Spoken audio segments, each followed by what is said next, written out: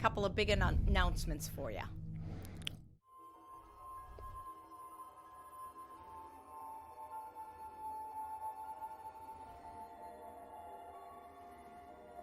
Four. 1, 2, 3, 4.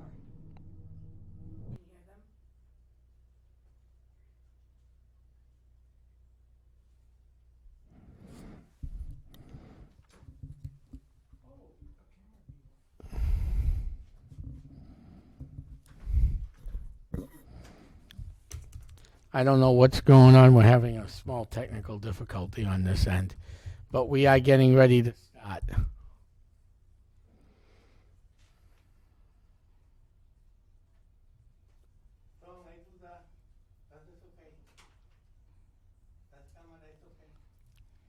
Can you just go through the alphabet? A, B, C, D, E, F, G, H, I, J, K, L, M, N, O, P, Q, R, S, T, U, V, W, X, Y, Z. My turn?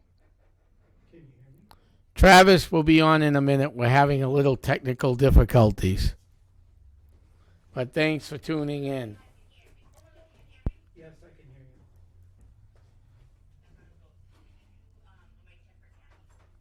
you. Kathy, go. A, B, C, D, E, F, G, H, I, J, K, L, M, N, O, P. All right, we're going to get...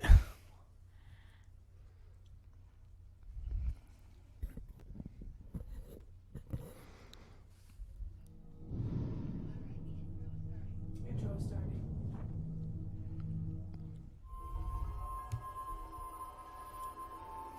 Yes, the suspense is building.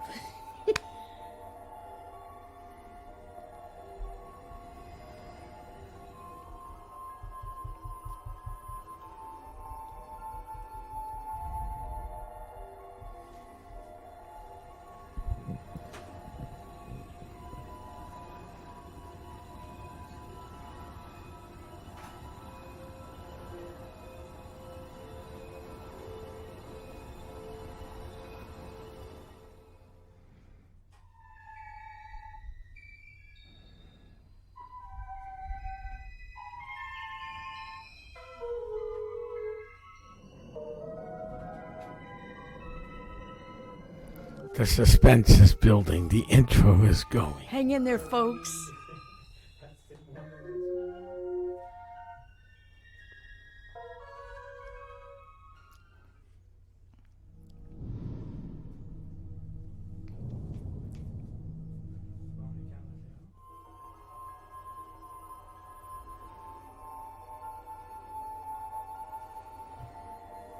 just going to walk over to my phone.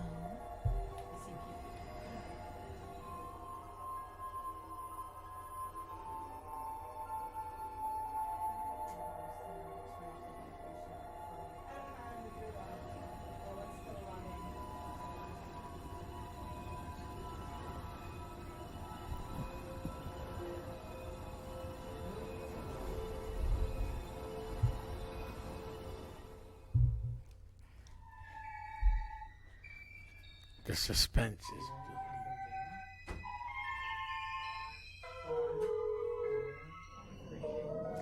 Welcome, everybody, to the Paranormal News Hour. I want to thank you all for tuning in. This is going to be a great news show. Yes. We got people calling in today to talk about the UFO phenomena that the government's about ready to release. But before we start doing this, I want to welcome you to the Paranormal News Hour. We are live from the James Ross Studios in historic downtown Lawrence, Massachusetts. We're also live on Havel Community Television tonight. So I want to thank HC Media. This is the first time this has happened. We had some technical difficulties on this end because the studio, after all, does have some paranormal here. So due to that, we had a little technical difficulty starting. We're a couple minutes late, but we're going to get through this, and we're going to have a great show tonight. You can also catch us on Truth and Beyond Facebook page, Pentucket Paranormal's Facebook page, and my own Facebook page. We are out and about tonight. Woo. We're all over the place, and if you didn't catch the broadcast live, then later on you can recatch it because we're going to run it again. Perfect. And as we wait for our guests to call, and I know there's at least 2 guests calling in, one of them was having his own technical difficulties today, he had an interesting experience this weekend, so I'm not sure what's going to happen with that, but we got plenty to talk about anyhow. Certainly do. Until I know the second guest that will be coming up. So, and he's very an interesting type of guy. But let's discuss the big breaking news. I've been throwing out stuff for months now about the 2022 Parafest. Yes, and it's suspenseful and exciting. Now, let me pattern this up. We've had 2 years worth of drops because when first year COVID dropped on us, Yep. we didn't know what was going on and we were dropped out of it. This year, 2021, we're all set to go, and well, there was some, Maine wasn't quite ready yet, so we lost this year's event. But about 2.5 years ago, I started thinking, what can we do to build on this Parafest? Okay. We had a great 2-day event, 3-day event, a lot of great support, a lot of great help out there, but I needed more. I wanted more. I wanted it bigger and better. So what better way to do this than to expand the Parafest? This Parafest will cover 3 states, at least. I'm still working on some open dates. So what we're going to announce tonight are the dates of the Parafest. Perfect. But there will be changes coming. There'll be a brand new website up to announce this to announce this Parafest and everything else within the next month. All right. So keep following Facebook for now.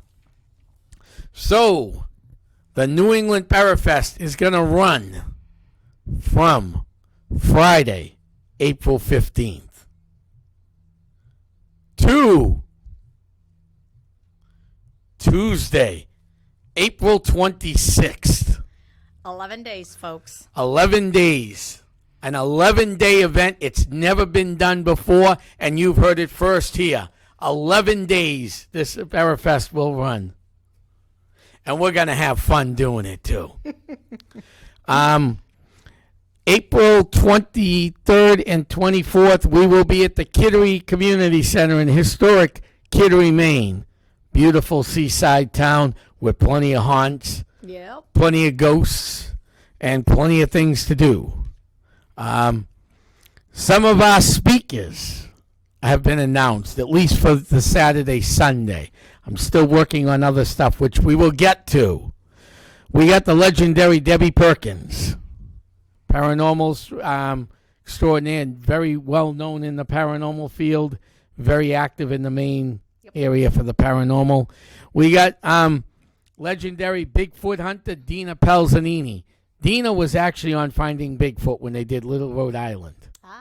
In the Little Roadie series. I interviewed her years ago on HC Media. My HC Media people listening may remember that interview. We won an award with that show. And then we're going to have a little lunch. Because after Bigfoot, I'm going to be hungry. And then we're bringing in the legendary demonologist, one of the first and earliest investigators involved in the Conjuring House and many other places. Carl Johnson. Yay, Carl. And then later on, we will have a member of the Regional Paranormal Alliance, co-founder of Squatchachusetts, which is a Facebook page, Dave McCullough. Yay, Dave. And then later on, then we have the legendary Paul Eno coming, and boy, he's got a surprise for everybody that day. I'm not even going to announce it yet. We're going to hold off. All right.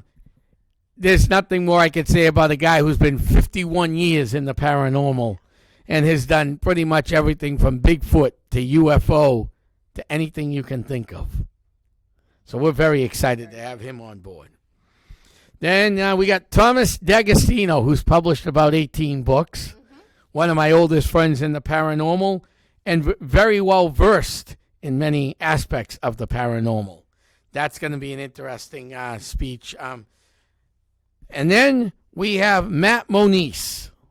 Matt Moniz has been with the Spooky South Coast, Bridgewater Triangle,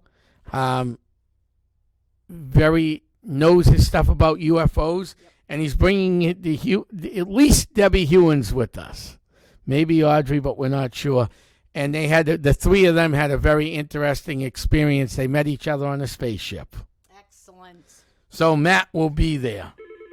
Oh! Oh my gosh, we have a phone call. We have a phone call. Let's see if I do this right. Mike, how we doing? How's it going? This is Mike Stevens from Granite Sky, and we'll get back to the Parafest in a little bit. We're going to talk about an official report that's coming out on Saturday, Mike. Yeah. I've read the preliminary. Yeah, the preliminary was exactly what I think a lot of us expected. Nothing there. Nope. I can't believe there was only like 142 sightings in like 10 years, 17 years. Yeah. Yeah, it was kind of more of the same old. For years they said nothing existed, and now they kind of came out and said, well, yeah, there might be something out here, but we don't know what it is. So, yeah. Yeah, it was not what I was thought it might be, to be honest with everybody listening. But Mike, you're on Pentucket Paranormal's page, Paranormal Truth and Beyond, my own page, and we also got you live at HC Media at the same time. So we got you all over the place tonight, Mike. Nice. I'm already all over the place. I'm in the middle of trying to run an event, too. So. Yes, you are. You got a big event tonight starting in about 10 minutes, huh? So let's get this done Yes, I do. quickly. And, Mike, you are going to be one of the speakers at the at the 2022 Parafest. So I want to thank you. I didn't get to him yet, but Mike. I'm really looking forward to it. You know, the cemetery really lost out those 2 years. We didn't get to hold it. So I think not only you, but all you speakers are really coming forward to coming back and doing this bigger and better than we ever have, and having it just be a great time and all for a great cause. Yes, and we're very excited about having you. And quickly, though, we got something coming up, not this Saturday, but next Saturday. Am I correct about that? We're going to be sky watching with you. Yeah, down at Hilldale Cemetery. I mean, Haverhill, Massachusetts might not be the first place that comes to mind when you think of a place to go sky watching, but, you know, we've sat out there just kind of almost by accident and seen stuff out there. So right. So you know, we're not really looking for stars anyway, so no. It don't really matter about the little bit of light pollution. Right, exactly. So it's going to be a fun night, and that'll be a fundraiser, so I want to thank you for that. And let's get back to this report. Originally, me and you had talked about this a few times, pretty in-depth, and we thought it would be cool if they could at least give us, you know, Betty and Bonnie Hill, the incident, Exeter, but days leading up and the days after the incident, if there were anything. I was really hoping they would be in there, but they weren't. Yeah, I mean, that's kind of one of the biggest problems with ufology is ufology is only the cases that got any recognition. Those are the cases people know. You know, nobody knows about the 20 other people that might have seen something the same night Betty and Barney saw something. Nobody knows, you know. Exeter has a little bit more of a backlog where there's reports leading up to it and after and things like that. But all these big cases, there's so many more witnesses and so much more to the story than the official, you know, report that we've closed the book on and said, yeah, that's what happened and moved on. So it's all these smaller cases that nobody's heard of, and that's what we're all, I think, got our fingers crossed that comes out, you know, with this next report. Yeah, I'm hoping the next report's going to be worth it. I cannot wait to see that online. I will be on Saturday chomping at the bit to get home so I could actually go look at this report and see what exciting news is going to come out of that. Because it's interesting.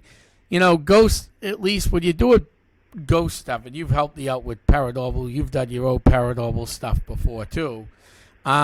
Sometimes you could write a history of the ghost in the house. The problem with UFO doesn't always write the history, like the Betty and Bonnie Hill. What happened before that? You know?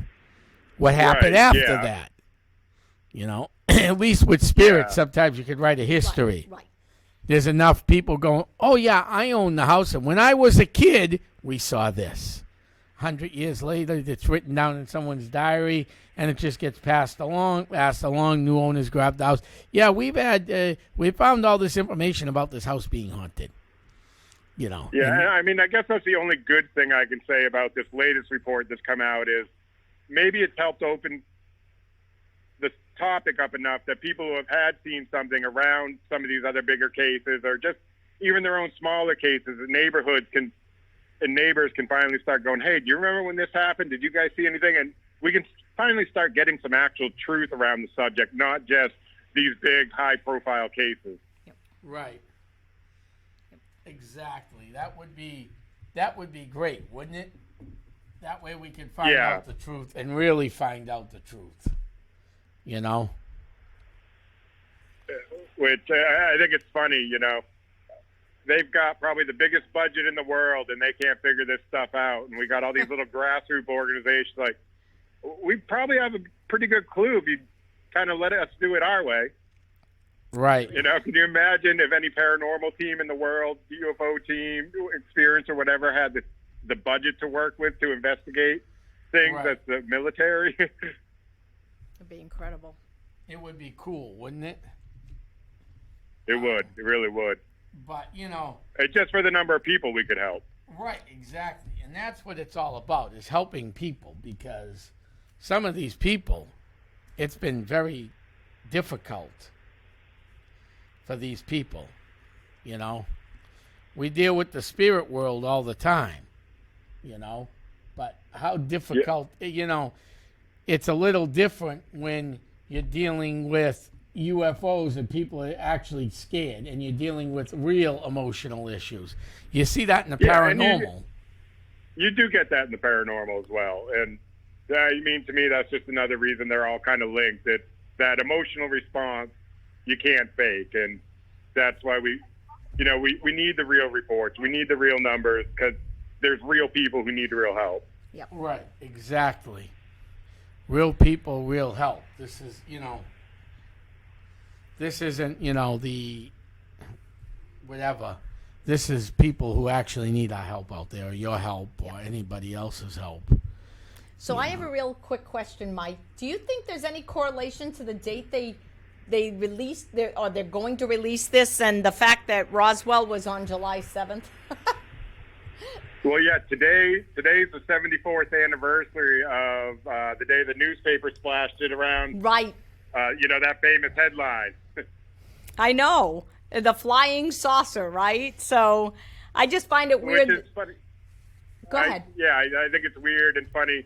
We had this solved 74 years ago, right there on the front page. We know what's going on. And then they retracted it, and now we're right back in the same starting spot today.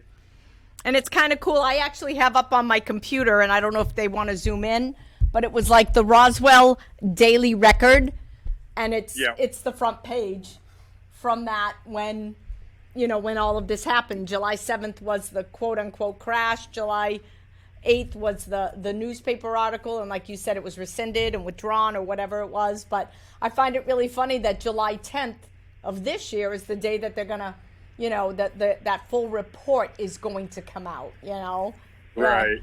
Kind of cool. And I know technology's evolved, but the same people who supposedly couldn't tell a UFO from a weather balloon are now the same people are going to dissect videos and stuff for us. And it's kind of a farce, but we'll see what happens.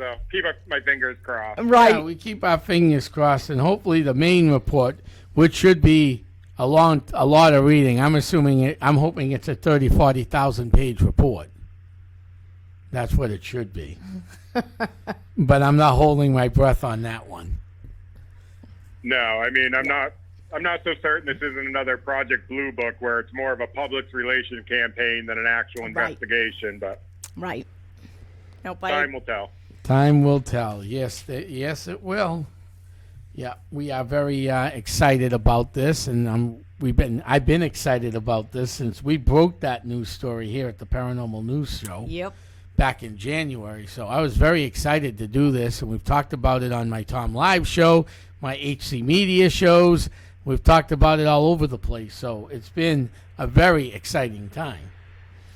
Yes, it has. It's surely made it easier for people to come forward, which I think is, something to give them some credit for. Right. I know, Mike, you got a big show in 9 minutes, so I'm going to let you go so you can get back to your people. I really All right, sounds appreciate good. you calling in tonight, and we'll talk. We'll see you in 2 weeks for sure down at Hilldale Absolutely. Cemetery. Thanks, Mike. Thank you, Mike. Sure to be a good time. Thanks, Yep, everybody. have a great day. Bye-bye. Bye. You as well. Bye. So that was the legendary Mike Stevens from Granite, Granite Sky. Sky. If you have any problems with UFOs, look him up, give him a call. If you've been abducted, Hey. that's what he deals with, the aftermath. So I want to say hi to Joe. Hi to my cousin Lauren's actually live on. I'm gonna My bring cousin Kevin. bring this over and show everybody on my So yeah, that's my fine. Facebook page. And then we back to the 2022 Parafest. So I just said Mike Stevens will be speaking about UFOs. Then we're gonna have a young guy who's making a big name in the cryptozoology field, Nate Brislin. He actually works at the International Cryptozoology Museum Up in Maine. up in Maine. He's Awesome. got his hour-and-a-half movie on Maine Bigfoot. He's going to be showing that. That's going to be a great time. I'm all excited about that one. And then we're going to have... Oops, I forgot one thing in there. Whoops.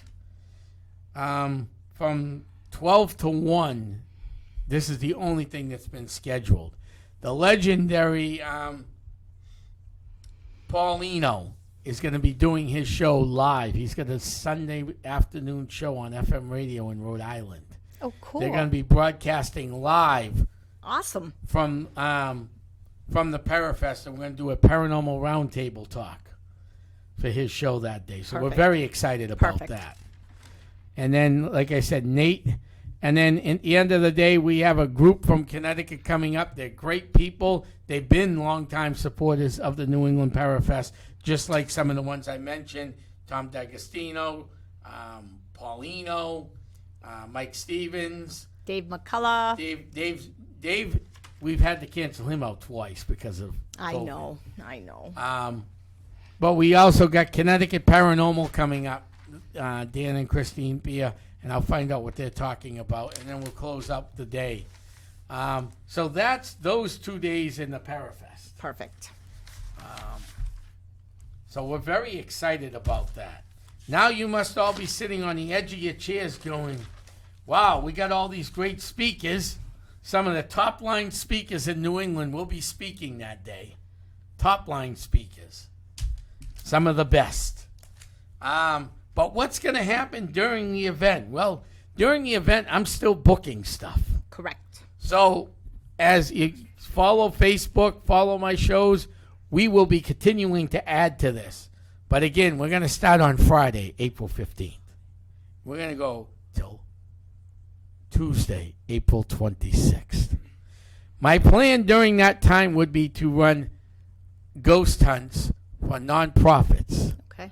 throughout the region under the auspice of the New England Parafest. Perfect. That's going to make this huge. We're already in 3 states. We're going to be doing ghosts. We're going to be doing it in Maine, New Hampshire, and Massachusetts. We're going to have psychic reading days. Oh, right. We're going to have psychics at the event, too, but we're going to have psychic reading days. Angie Donju is going to be opening up her place in New Hampshire for, I don't have the dates booked yet. I will soon. Okay. This calendar will be out there. And she's going to donate the money from this part of the money for the psychic readings to Hilldale Cemetery. Awesome. So we're going to have that. There'll be a couple more bombshells to be dropped. We're still not done yet. Well, it's a work in progress. It's a work in progress. 2.5 years in the making. 2.5 years in the making. I'm so excited about this. I am too. I don't know if you can tell. I'm trying to hide You're that very excitement. excited. I'm sure I'm going to be very tired. But that's okay. That's okay. So this event's a little special. A little different than other events. Yes, there'll be days that there'll be ticket prices and stuff because the money's being raised. Of course. But there'll be free things. Right. There's going to be podcasts shown during this Parafest that you can tune into that will be tied to the Parafest. Perfect. We're going to have our show. Yep. Is going to be on a couple times. In fact, the Tuesday the 26th is going to be a wrap-up special Perfect. on April 26th. We're going to run one the week before that, a 2-hour special. Yep. We're going to HC Media people. 2 hours special. That's nothing, Yeah, Tom. that's easy. That we've That's done the easy. 4 hour Yeah, on we've done the 4 hour thing. Halloween. We're good. Over at HC Media, we're going to be running a live show too with Sarah, who helps me over there. Perfect. She couldn't be here tonight. She's out on assignment. Perfect. Well, she would have joined us. We would have had I would all have loved three, to have seen her. Get all the 3 co-hosts of the 2 shows. So we're going to be doing a live show from there with the Parafest in mind. Yep. And so there's going to be a lot of things that you can look at for free.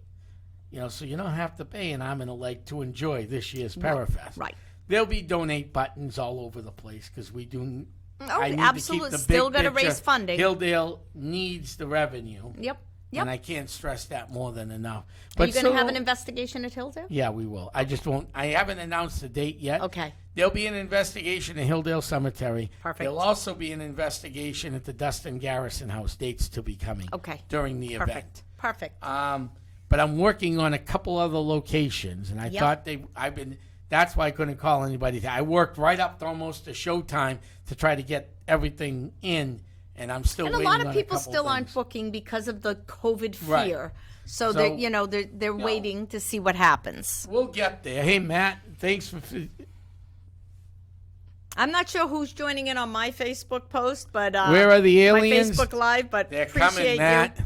Appreciate and Matt, you. thanks for doing the work over there at HC Media. Greatly appreciated. Without Matt, this show would have been, we would have just been here. This is historically in the making. I just had Mike Stevens on. I'm waiting for one more call to come in. This show has been historic in the making. It is. I mean, We've this got is 2 this is access awesome. stations working together. And to think today was the 74th anniversary of the newspaper article that reported the flying, and actually coined the term, I believe, flying saucer. Correct. And that was Roswell, New Mexico, my friends. Yes, so So this has been a very exciting day. I mean, I'm terribly excited over this one. So we'll have that going on. I'm working on a couple locations in southern New Hampshire.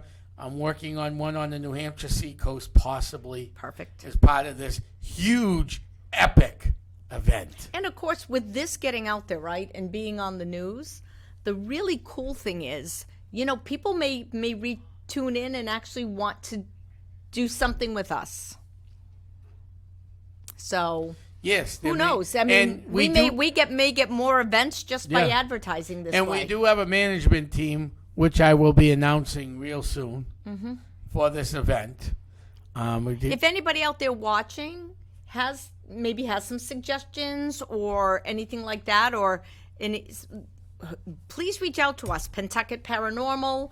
We've got Tom on Facebook Live. We've got the LCAT Studios. I mean, this Essex County Ghost Project. Reach out, and I'll be more than happy to add you to the event. We are working on some huge stuff for this event. This event, and it's exposure. and it's going to help out a lot of organizations. I'm board president of many organizations. Yep. Many organizations, and I'm out there to support nonprofits. I've done that my whole life. Anyone who really knows who I am will tell you, Tom's Mr. Nonprofit. You are. I enjoy what I do. I enjoy the work I do. I enjoy the time I put into this stuff. Not only do I run a show here at LCAT, but I'm also the board president here. So there's a lot of things I do. HC Media I've been involved with for over 14 years. I appreciate everything they've done for me in the past and all the learning from just watching things and getting things done. So we're just waiting on one phone call. I know there's a little stormy out there, so there may be some connection issues. Correct. I mean, even so- my Facebook Live, I had a little issue. Yeah, we're having issues all over the place here. But so if you have any other ideas, we'll be more than happy to take them. And I am very excited, extremely excited. So New England Parafest 2022, Friday, April 15th. Mark your calendars to Tuesday, April 26th. Oh, and by the way, folks, if you got something you want to add to this, I don't mind extending the dates either, Right. if we have to. Right. We will put on a show to help whoever needs our help. That's the motto of the Essex County Ghost Project. It always has been. my motto has been help, help, help. Yep. I mean, Help people. we want to help Right. people, and Same with your motto, help, exactly, help, help. Exactly. We want to help out the organizations. We want to help out people who have issues. None of us are here for fame and glory. Don't really want it. Oh, come on, Tom. Nah. I'm not interested. Not interested at all in fame and glory. Some people are in this field, though, but I'm not. Right. I'm far from it. No, I mean, honestly, we thoroughly enjoy What we do. Yes. We really do. And we're going to continue to enjoy what we really do here.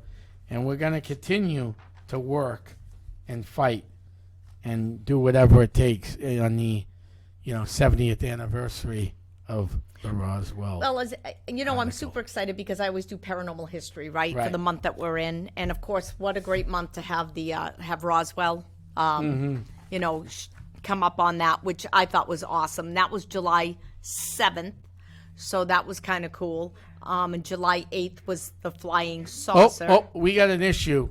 Hold on a minute. What's I'm happening? going to have to drop one of my lives.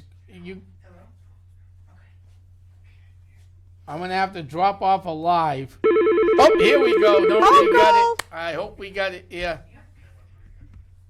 Hello, Matt. Yeah. Hey, Matt, how we doing? You got through. Thank God. I almost dropped one of did. my lives.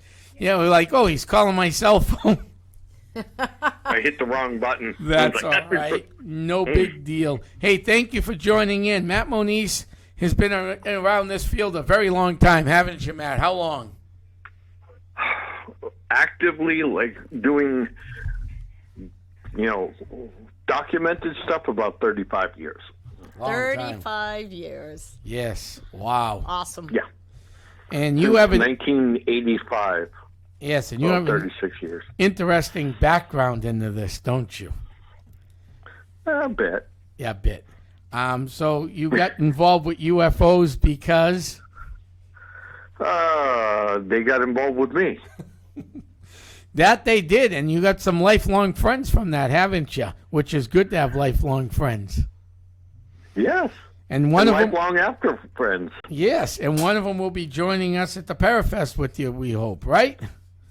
Yep, I spoke with her earlier today. Oh, good. She's looking forward to it. Yes, I spoke to her recently, and she's all excited about this event.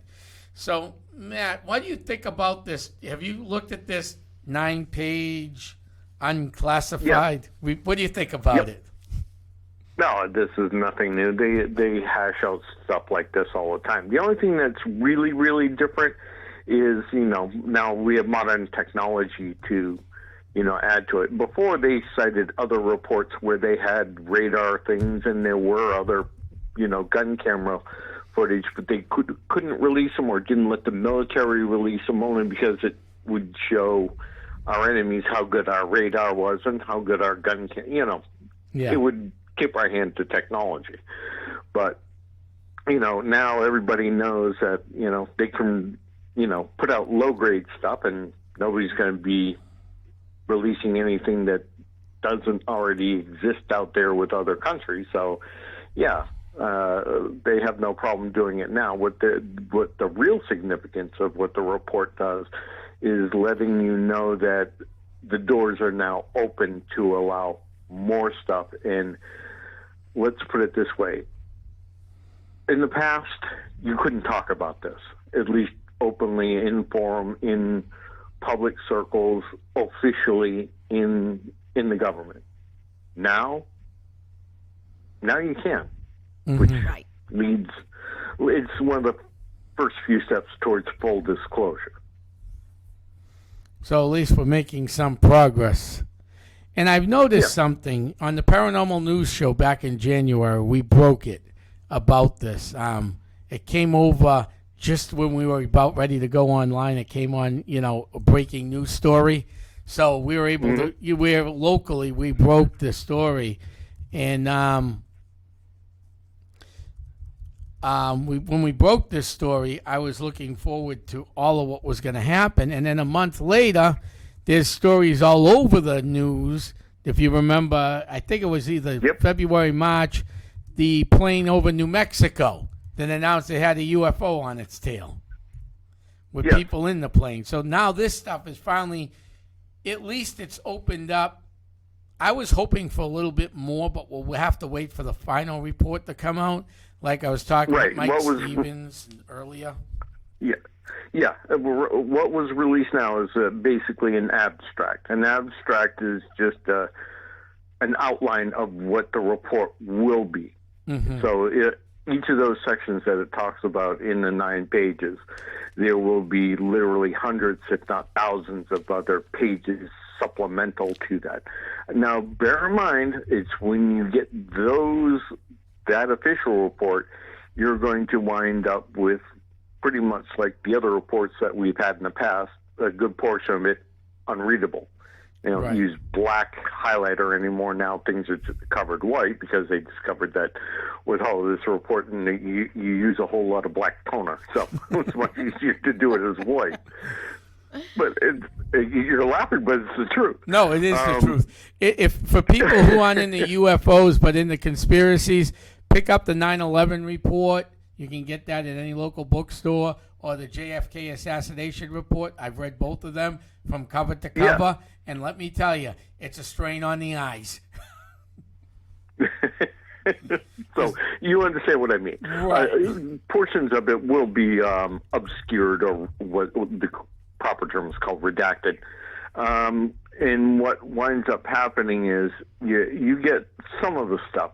It depends upon how they really, really redact it, but a good portion of it should be viable for people to read, okay?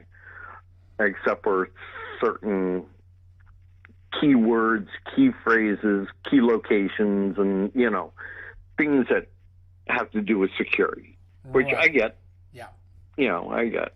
Yeah, I mean, they just released one Venezuela did right over their biggest military base. I think it was last month's show we did that on. I know my notes with me on that one. I forgot my notes when I was running out because I was running around today trying to make some last-minute adjustments to the New England Parafest. So I forgot, but I think it was last month Venezuela reported a sighting right over their military base, which I was shocked that they put that public.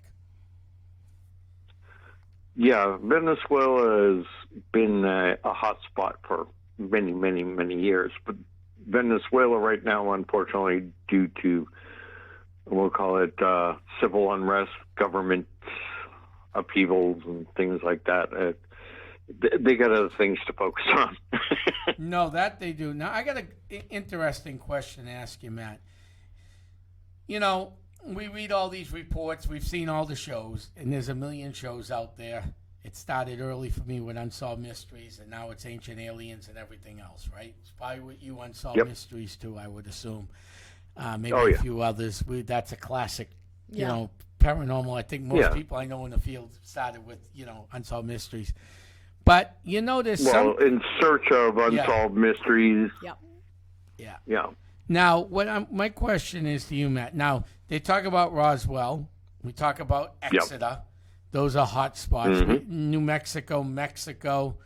I understand the desert so much is a hot spot because it's clear sky. But what makes Exeter and, Exeter, there were sightings. I mean, I forgot the date, but I was still working up there. So early 2000s, we'll say. I missed the day. It happened on a Wednesday. I worked Monday, Tuesday, Thursday at that time up there. I missed it. But it was all over the Seacoast newspapers. There was a UFO sighting.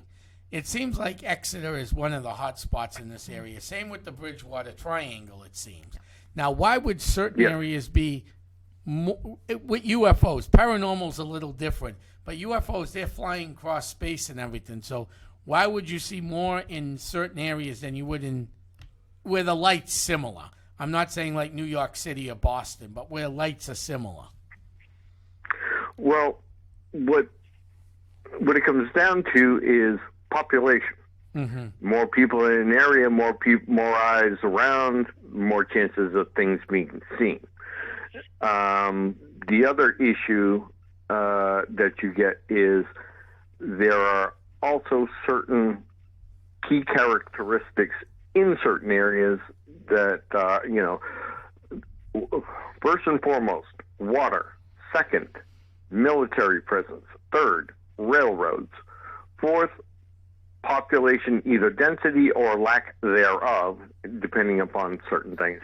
And proximity to nuclear facilities in the area, usually within a 50-mile radius. All of the stuff within a 50-mile radius of each other. Okay? Interesting. Now, all right. Exeter, that is right around the corner from Seabrook, correct? Correct. Power plant. Exeter is relatively near the coast, and there's plenty of water and stuff in that area. There is a major railroad that goes up right through there, and there is a military. I believe it's an Air Force base. Correct. Less than 10 miles. Yeah. Pease Air Force Base. So, and population density. Okay, there is an active population that lives around there. Yeah. And another thing that's sometimes also associated with communication hubs, like towers or, things like either radar or things that put out a lot of electromagnetic frequencies. Mm-hmm. Radio, radar, like cell tower concentrations, that kind of thing. Right. There's plenty of that. And there was also, besides Pease, there's also old forts that are no longer active. Fort Stark. Okay. And they're old military outposts from the Revolutionary War all the way to World War II.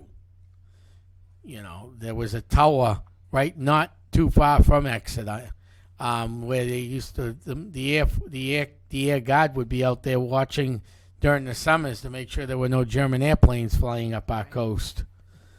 So there's a big military presence over there. So I could see that. Now the Bridgewater Triangle is also a hot spot, and I know you've done some work down there too. A little. What makes that a hot spot for you? It's my backyard. Yes. This area has been a hot spot for a long time, going back pre-colonial days. And even the Native Americans or the indigenous tribes in the area have all pointed out that particular spot or that general area as a place to be respected. Not feared per se, but but pay attention. Don't let your guard down, type of thing. Things go on there. Things live there. Is basically the way they put it. So you also have all of the other trappings of like what I explained to you before. There's a military base not that far away from there. Right. Plymouth nuclear power plant, not that far away, within a stone's throw of it, within the radius. There is plenty of rails that go through it, and it is nothing but a big, gigantic swamp. So plenty of water. Plenty of water. Yeah, I've been through the Hockomock Swamp. We've done an investigation down there. It was a fun time. Yeah. Never will go back in April. It was pretty wet. I will never do April again. Yeah, wet, and it is nothing but soggy. You can't really walk. It's nasty. Yeah. There are places in there that no human has been because you can't get there. No. Quite simply. No, you can't get in. A lot of that is, and then you got to worry about quick mud down there too, which everybody looks at you like six heads when you say, "Watch out for quick mud." Well, we don't have that up.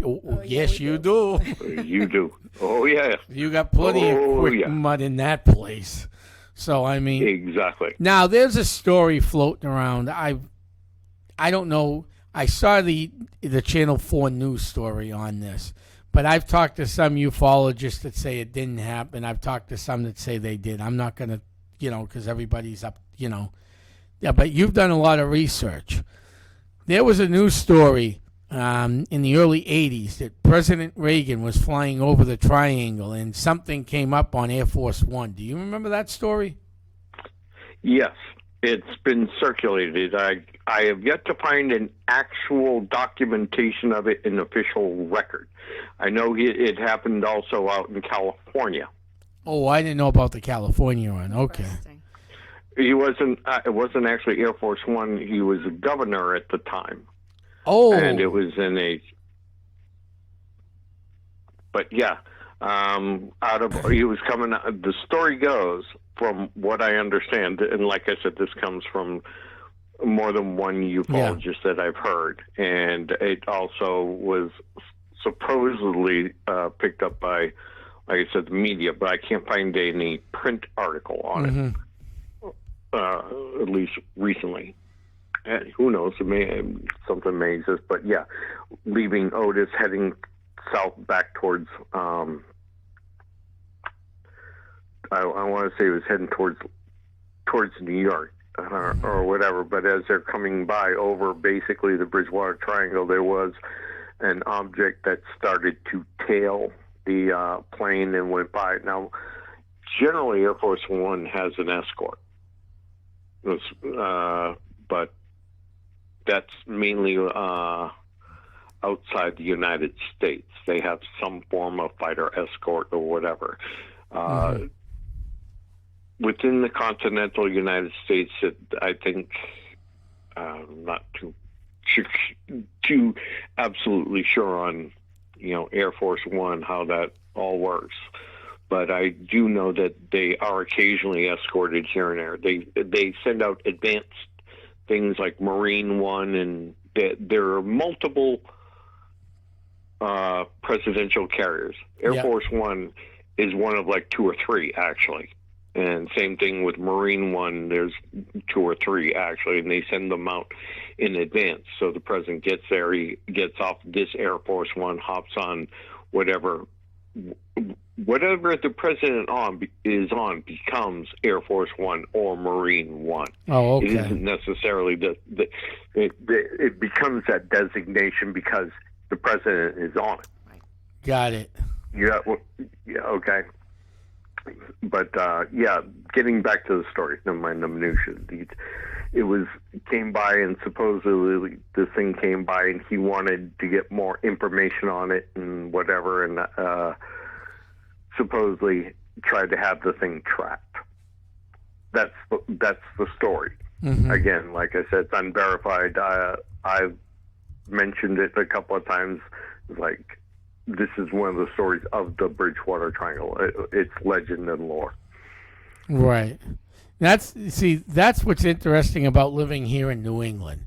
And being up here in the Merrimack Valley, I feel we're the epicenter of the lore. One of the earliest folklorists who we've done a lot of research on, we're going to keep the UFO thing going, but one of the earliest folklorists that gave us a lot of the early paranormal, not so much UFO, but was John Greenleaf Whittier, and a lot of the Whittier writings, up around New Hampshire and the Merrimack Valley.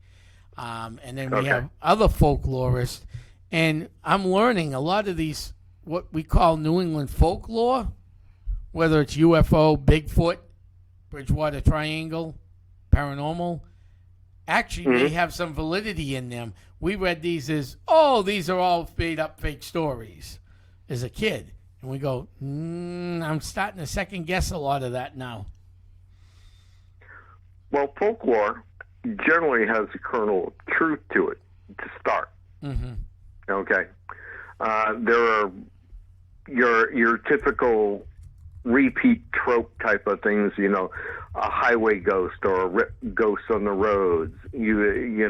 Like, you'll find those type of reports all the time. Haunted cemeteries, this location has this type of action or activity, or or this type of horrific event happens here.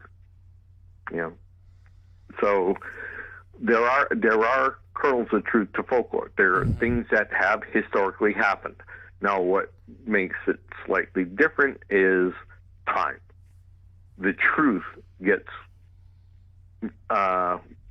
augmented over time. What may have started as a simple this You remember the old telephone game as a Yes. Yes. kid? Okay. You tell this person next to you this one sentence or story. By the time it gets around to the 20th person, there's 15 different things that have been added to the story. Right. Mm-hmm. That's basically what happens with folklore. Right. So that's what's It happening. started as something that happened, and it got it grew over time. Yes, it that's usually what happens, and that's why New England is this epicenter of folklore, because the story keeps growing over and over. And I just find it interesting when it comes to the UFO phenomena, and it is a phenomena here in New England. I mean, I've had my own experiences up on the seacoast, 495, Route 16, near 302, up there. Yep. Because I do a lot of traveling. I'm all over New England.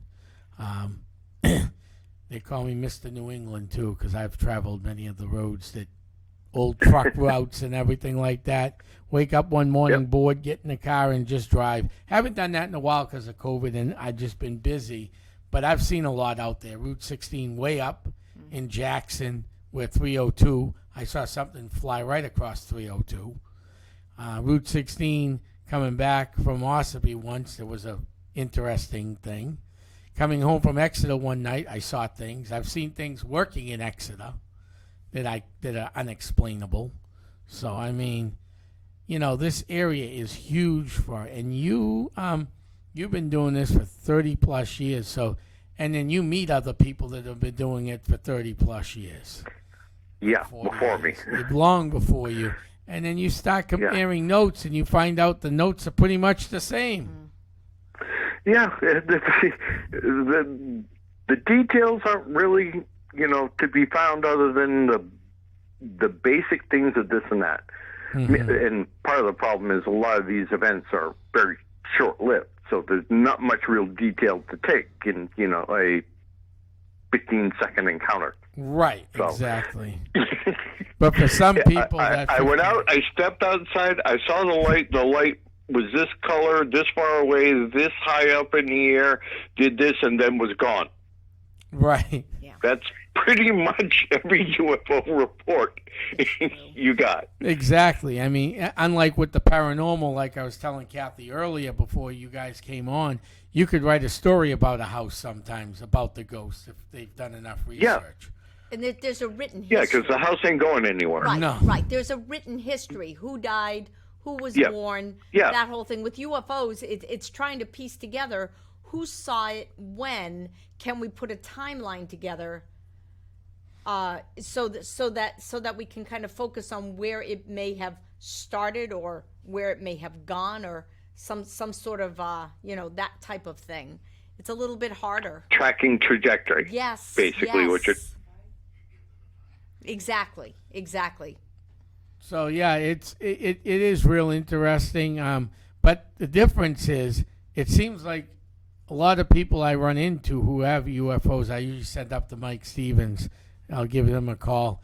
They have a lot of long-lasting issues. Where with paranormal, I mean, unless you got a demon living in your house, you could pretty much, Does marriage count?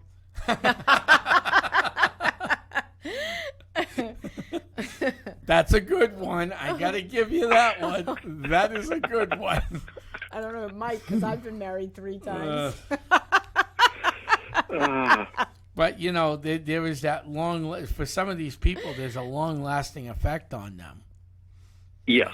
Where you don't see that much in the paranormal.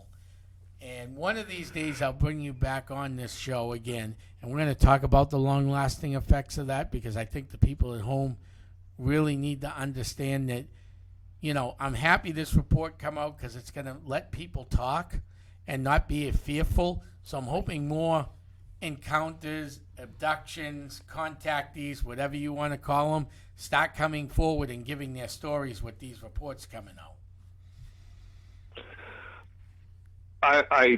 I would love to see people finally be able to talk openly about it. As you know, I've worked with abductees for decades. Yeah.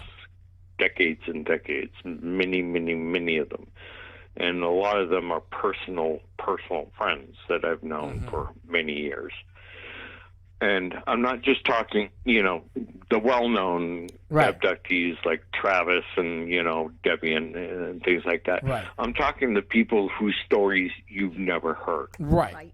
Okay. John Smith, your neighbor down the street that you grew up with. We're just throwing names out there right now. Right. Just so the public knows what I'm doing.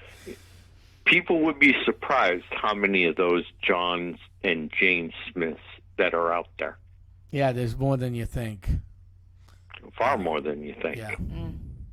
So that's what one day we'll have you back on for the whole hour. We can actually discuss what you do to help people, a little bit if you want. Okay. I'll be more than happy to have you back on. We're coming to the end of this great show. I want to thank you, Matt, for calling in tonight and being part of this historical event and helping out Hilldale Cemetery and everything like that. So I'm very happy to have you on, and we'll call you back soon. Thank you very much, Matt. Have a great evening. You too. Have a good one, guys. Bye, Thank Matt. you. And I want to thank everybody. Thanks, Matt. I want to thank everybody for tuning in on this historic broadcast of epic proportions. We had Matt Moniz, who's a legend in the UFOs. We got We had Mike Stevens on tonight. He's with Granite Sky. Granite Sky. So these guys are Very well respected, very well Yes. reported in this field. I want to thank Havel Community Television for allowing us to do this historic broadcast. First time ever this is done.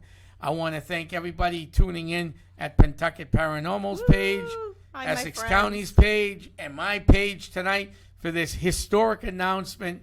And keep the eyes and ears open to the sky and below, because we're going to have a lot of things coming up with the Parafest. I want to thank you guys for tuning in tonight. Thank you, Kathy. Thank you, This Tom. has been a great show. This is I'm a good pumped. show. This has been a fun show. And I want to thank you all again. This is the Crypt Keeper. Uh-oh. The Crypt Keeper. we're signing off. We're signing off. Have a good evening. We'll see you in the paranormal. Good night, Good everyone. night, everybody.